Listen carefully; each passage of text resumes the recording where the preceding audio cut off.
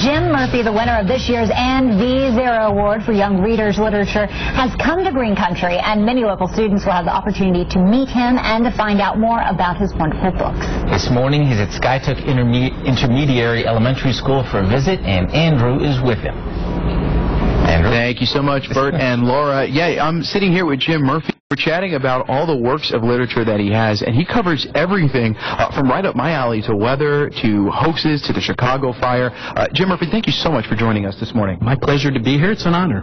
Oh, you are going to be presented with an award this afternoon, or this evening, I should say. Yes. And it's one of many awards that you have received. I've been very fortunate and honored to get a lot of awards over the years, and I'm just very happy to hear I'm getting the Zarrow Award. And it's a lovely award, and they have a great summer reading program here that the Zarrow family sponsors, so I'm happy to be here. And you're going to be giving out awards tomorrow, which we're going to talk about in just a bit. But first, talking about the awards for the works that you have written, tell me a little bit about the nonfiction aspect to all the works that you've done and how you've incorporated that into being really interesting for young readers.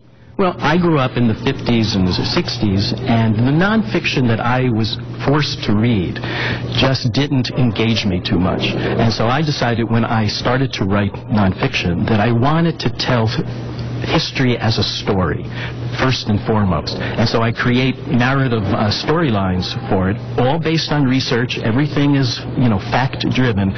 But when I write that it's a sunny day, I have research that says it was sunny that day. And no matter what I write about, for instance, I did a book called An American Plague set in 1793 Philadelphia, and some of the streets were paved with paving stones, others were dirt. I found maps that showed me which streets were what and where all the whale oil lamps were, and I said everything I put in that book was real.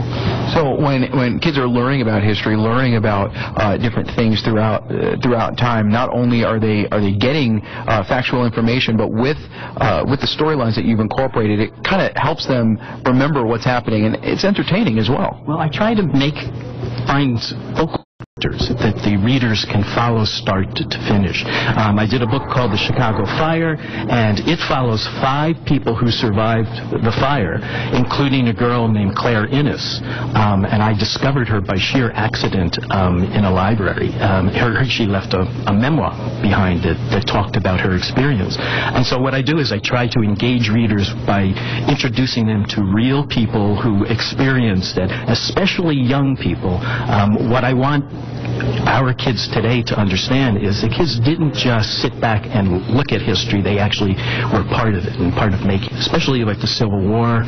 Lots and lots of young boys were part of the Civil War.